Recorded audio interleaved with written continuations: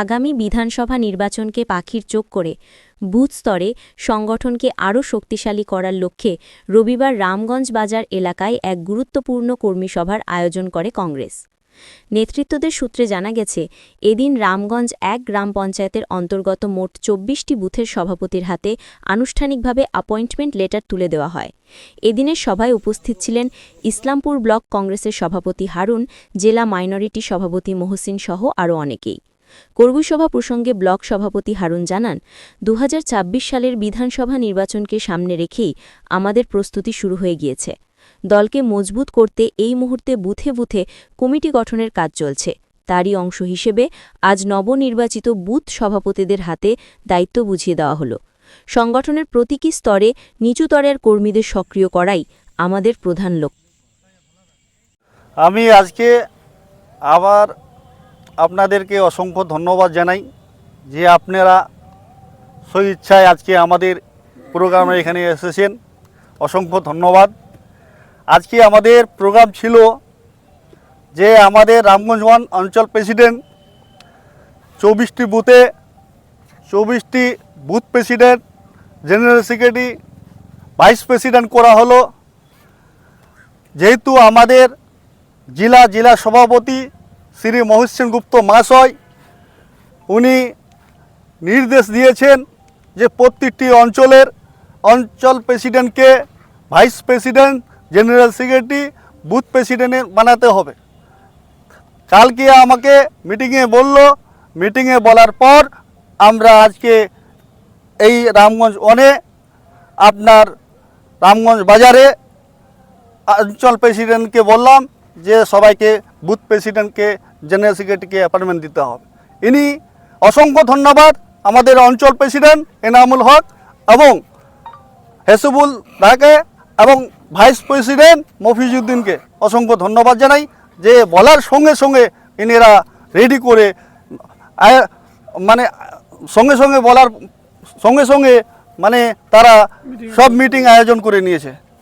তার দেখতে পাচ্ছেন আজকে যদি সামনে আমাদের বিধানসভার ভোট, সেই বিধানসভার ভোটে যদি আমরা একসঙ্গে হয় লড়াই না করি, একা যদি আমাদেরকে কংগ্রেসকে লড়তে হবে, তাহলে আমাদের বুথ প্রেসিডেন্ট এবং জেনারেল সেক্রেটারি, ভাইস প্রেসিডেন্ট আমাদের বুথে ঠিক করতে হবে।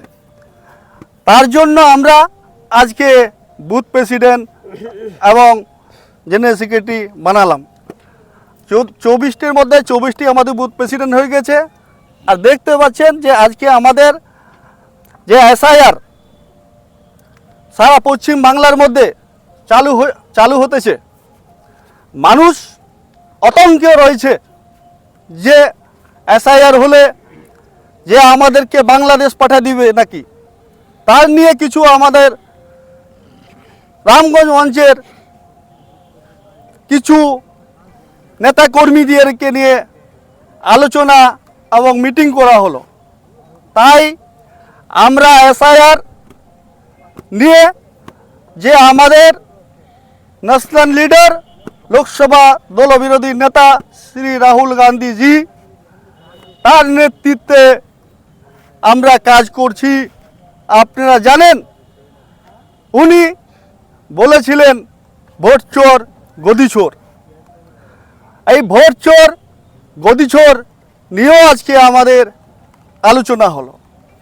তো প্রত্যেকটার ব্লকের মধ্যে আমরা জনগণের স্বাক্ষর নিয়ে ভোট চোর গদি চোর আমরা আমাদের ডিস্ট্রিক্ট প্রেসিডেন্টের কাছে জমা দিই। মানুষের রায় দেখতে চাচ্ছেন যে মানুষ কি চায়। আমাদের যে রাহুল গান্ধী এবং আমাদের জেলার যিনি সভাপতি শ্রী মহসিন গুপ্ত মহাশয়, আমরা ইনার কংগ্রেস পার্টির নির্দেশে আমরা কাজ করি আর কংগ্রেসের হয়ে আমরা কাজ করব। ঠিক ঠিক ঠিক। বিশেষ করে রামগঞ্জের বুকে আবারও কংগ্রেস যেহেতু একটা পিছিয়ে ছিল, সেই শক্তিশালী করতে আজকে দেখছি অঞ্চল বা বুথ প্রেসিডেন্ট করলেন। কতগুলো মানুষকে কটা বুথ প্রেসিডেন্ট ঘোষণা করলেন এবং আগামী দিনে কি পদক্ষেপ রয়েছে যদি দেখেন। আমাদের সম্মানীয় সভাপতি শ্রী মহসিন গুপ্ত মহাশয়ের নির্দেশে আজকে আমাদের রামগঞ্জ 1 অঞ্চল কমিটির পক্ষ থেকে টোটাল 24 জনকে আমরা এখানে বুথ প্রেসিডেন্টের অ্যাপয়েন্টমেন্ট লেটার হাতে তুলে দিলাম। আপনারা ভালো করে জানেন যে পশ্চিমবাংলায় যেভাবে তৃণমূল সরকার এবং বিজেপি সরকার সাধারণ মানুষকে নিয়ে যেভাবে ভাতাবাজি করছে, যেভাবে পশ্চিমবাংলায় নোংরা রাজনীতি চলছে, যেভাবে পশ্চিমবাংলায় সাধারণ মানুষ ভিন্ন রাজ্যে কাজ করতে গিয়ে তারা হেনস্থার শিকার হচ্ছেন, এখানে কোনো রকম কাজের ব্যবস্থা নাই, কোনো রকম কলকারখানা নাই। তো সেটা মাথায় রেখে আজকে আমরা আমাদের সংগঠনকে মজবুত করার জন্য আজকে আমরা রামগঞ্জ 1 অঞ্চলে আমরা এখানে বুথ কমিটি গঠন করলাম। কারণ আপনারা ভালো করে জানেন যে সামনে যেহেতু বিধানসভা ইলেকশন রয়েছে, তার আগে আমাদেরকে পুরো যতগুলো আমাদের অঞ্চল কমিটি রয়েছে, অঞ্চল কমিটি থেকে নিয়ে বুথ কমিটি টোটাল আমাদেরকে রেডি করতে হবে। তো সেটার হিসাবে আজকে আমরা রামগঞ্জ 1 অঞ্চল থেকে আমরা রেডি করলাম। এখানে আমাদের টোটাল 24টা কমিটি আমাদের অ্যাপয়েন্টমেন্ট লেটার আমরা তাদের হাতে তুলে দিলাম। সামনে বিধানসভা ভোট, কতটা আশাবাদী রয়েছেন? অবশ্যই আমরা আশাবাদী রয়েছি, ফল ভালো হবে। এটার জন্য ভালো হবে যে মানুষ এই ভাতাবাজির সরকারের থেকে, এই বেঈমানের সরকার থেকে তারা বুঝে গেছে যে এই সরকার দিয়ে আমাদের পশ্চিমবাংলায় চলবে না। যদি চলতো তাহলে পরিযায়ী শ্রমিকরা ভিন্ন রাজ্যে কাজ করতে যাচ্ছে, তার হেনস্থার শিকার কী করে হচ্ছে, তাদেরকে বিজেপি যেভাবে মারছে কাটছে, তো তাদের হয়ে কে লড়ছে? আজকে যদি পশ্চিমবাংলার মধ্যে কলকারখানা থাকতো, কাজের ব্যবস্থা থাকতো, এখানে কোনো ফ্যাক্টরি, বড় বড় ইন্ডাস্ট্রিয়াল ফ্যাক্টরি থাকতো, তাহলে এই সাধারণ মানুষগুলো যে বাইরে যাচ্ছে তাদেরকে বাইরে যেতে হতো না, তারা এই রাজ্যের মধ্যে কাজ করতো। তো এখানে তো কাজের কোনো ব্যবস্থা নেই। আপনি আমাকে বলেন যে পশ্চিমবাংলার মধ্যে কী উন্নয়ন হয়েছে? কোনো উন্নয়ন হয়নি। আজকে যদি তৃণমূল সরকার যদি পশ্চিমবাংলা আছে, একমাত্র কংগ্রেসের হাত ধরে এই সরকার এসেছে। তো যখন হাত ধরে এই সরকার এসেছে, তো আমরা এই সরকারকে কেন সরাতে পারবো না? আর এই পশ্চিমবাংলায় সাধারণ মানুষ ভালো করে বুঝে গেছে যে তৃণমূল সরকার বিজেপির সঙ্গে মিলে এই পশ্চিমবাংলার মধ্যে বিজেপিরই রাজনীতি করতেছে।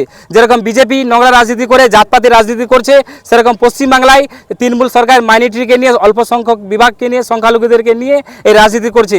এই পশ্চিমবাংলায় আপনারা দেখেন যে সাধারণ মানুষ ভালো করে বুঝেছে যে এইবার আর তৃণমূলকে কোনোভাবে আমরা এখানে পশ্চিমবাংলায় 1 ইঞ্চিও জায়গা করে দেব না। আমরা আশাবাদী রয়েছি, আমরা সব সিটি আমরা পাবো। বলছিলাম, বারবারই প্রশংসা করলেন কি বলছে ব্লক সভাপতি হারুন রশিদ, আপনার হাত ধরে আজকে বুথ সভাপতির হাতে অ্যাপয়েন্টমেন্ট তুলে দিলেন, কি বলবেন? এটা তো খুব সুখের খবর। আমাদের রামগঞ্জ 1 নম্বরের 24টি বুথ আছে, 24টি গিয়ে মানে কি বুথ প্রেসিডেন্ট করা হলো, আমার ব্লক প্রেসিডেন্টের হাত দিয়ে করা হলো। কতটা আশাবাদী রয়েছেন অঞ্চলকে শক্তিশালী করবেন? আশা করি আমাদের 100-র মধ্যে 100ই আশাবাদী আছে, আমরা শক্তিশালী করব। বর্তমান সরকার বলছেন কিন্তু এখানে বিরোধী কোনো রকম নেই, খুঁজে পাওয়া যাচ্ছে না, আপনারা বলছেন আমরা শক্তিশালী করব। ওই তো আপনি দেখতেই পাচ্ছেন, দুর্নীতি করছে যে, ও তো বলবেই। এখন আমাদের বিরোধ না করলে ও কিভাবে চলবে? চলতেই পারবে না। আমাদের যদি বিরোধ না করে, যে সরকার এখন আছে, চোর সরকার আছে, রানিং সরকার আছে, এখন আমাদের রামগঞ্জের আপনারা সবাই দেখতেই পাচ্ছেন যে মার্কেটিং জায়গা আছে, ওইগুলো উনি দখল করে নিয়ে নিচ্ছে। আমাদের রামগঞ্জের সরকার, যে রামগঞ্জে আমাদের এখন সরকার আছে, উনি দখল করে নিয়ে যাচ্ছে। আমাদের যে রেশনের মাল দেয়, ওইগুলো দিয়ে দিচ্ছে রিজেক্ট মাল, যেগুলো ডেট এক্সপায়ার ওইগুলো দিয়েছে। আমরা তো কংগ্রেস হয়ে সবগুলোই বিক্ষোভ করছি, আবার করব। আপনার একটা পরিচয়টুকু দিবেন। আমি রামগঞ্জের অঞ্চল প্রেসিডেন্ট, আমার নাম এনামুল হক।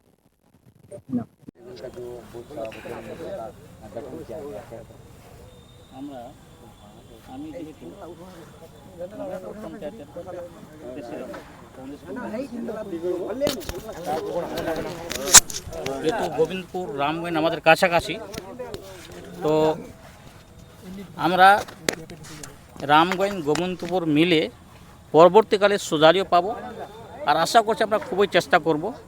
বিশেষ করে SIR নিয়ে যে মানুষের মধ্যে বিভ্রান্তি আছে, ওর কারণে অনেকগুলো লোক কী করেছে, নিজের ছেলেদের মেয়েদের জন্ম সার্টিফিকেটগুলো পঞ্চায়েতে জমা করে দিয়েছে, কিন্তু এখনও পঞ্চায়েত তাদেরকে ডিজিটাল জন্ম সার্টিফিকেট করে দিতে পারেনি। আমি এই পূজার ছুটির পরে বৃহত্তম একটা আন্দোলনে নামবো, গোবিন্দপুর পঞ্চায়েতে মাইকিং করাবো। মাইকিং করায় যাদের জন্ম সার্টিফিকেটগুলো তারা এখনও পায়নি, আর যেহেতু SIR শুরু হয়ে যাচ্ছে পূজার পরে, যেই ছেলে মেয়ের জন্ম সার্টিফিকেট ডিজিটাল হয়নি তারা কিন্তু খুব খারাপ অবস্থায় পৌঁছে যাবে। তার জন্য আমি কয়েকবার আমাদের গোবিন্দপুর পঞ্চায়েতের প্রধানকে ফোন করলাম, ফোনটা রিসিভ করলেন না উনি। আমি ওনাকে বলতে চাচ্ছিলাম যে আপনি আপনার পঞ্চায়েতে যে এতগুলো জন্ম সার্টিফিকেট পড়ে আছে কেন করছে না? আমি নিজে পঞ্চায়েত গোবিন্দপুর পঞ্চায়েতের প্রেসিডেন্ট, আমার 4টা ছেলে মেয়ের আমি জমা দিয়েছি 3 মাস আগে, 2বার গেলাম এখনও হয়নি। তারপরে আমি আর কয়েকজন লোক ওখানে কালকে গিয়েছিলাম, পরশু দিন শুক্রবারের দিন পঞ্চায়েতে, তো কয়েকজন লোক আতঙ্কে আছে কি হবে, আমাদের এখনও কিছু হয়নি কেন। তো আমি তাদেরকে সান্ত্বনা দিয়েছি। গোবিন্দপুর পঞ্চায়েতের লোকদেরকে বলবো, আপনারা যারা নিজের বাচ্চাদের ছেলে মেয়েদের জন্ম সার্টিফিকেট ডিজিটাল করে পাননি, তা আপনারা পয়সা দিয়ে করাবেন না। পঞ্চায়েত করতে আপনাদের বাধ্য। ওরা পঞ্চায়েত কর্মীরা গভর্নমেন্টের পয়সা খাচ্ছে, পেমেন্ট পাচ্ছে, তবুও যদি পয়সা নিয়ে আপনাদের করতে হয় তাহলে ওরা থাকবে না। তার জন্য আমরা গোবিন্দপুর পঞ্চায়েত, বিশেষ করে যেহেতু আমি ওর দায়িত্বে আছি, গোবিন্দপুর পঞ্চায়েতের প্রধানকে আমি বলছি, অনুরোধ করছি কি মহাশয়, আপনি অতি সত্বর গোবিন্দপুর পঞ্চায়েতের যে জন্ম সার্টিফিকেটগুলো ছেলে মেয়েদের পড়ে আছে, অতি সত্বর সেটাকে ডিজিটাল করা দেওয়ার ব্যবস্থা নিন। না হলে আমরা বৃহত্তর আন্দোলনে নামবো, যখন আপনার জনগণ আপনার থামবে না। আমি এখন গোবিন্দপুর বসি, পরে ধীরে ধীরে রামগঞ্জ 1 হবে, রামগঞ্জ 2 হবে, সুজালিও হবে, সব জায়গায় আমরা বৃহত্তর আন্দোলন করব। আমাদের কাজ লাগে আগে। ঠিক আছে, এই বলে আমি নিজের বক্তব্য শেষ করছি।